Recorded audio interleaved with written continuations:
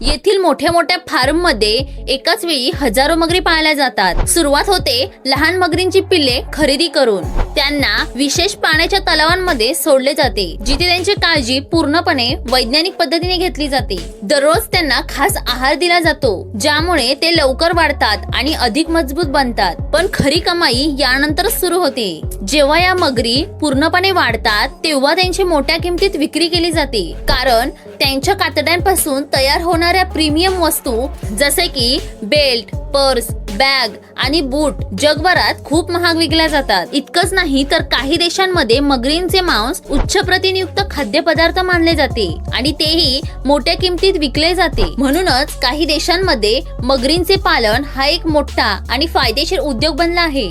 तुम्हाला हे माहिती होतं का? कमेंट करून नक्की सांगा आणि या व्हिडिओला लाईक करून ही व्हिडिओ जास्तीत जास्त लोकांना शेअर करा आणि अशाच उपयुक्त व्हिडिओसाठी या चॅनलला सबस्क्राईब करा।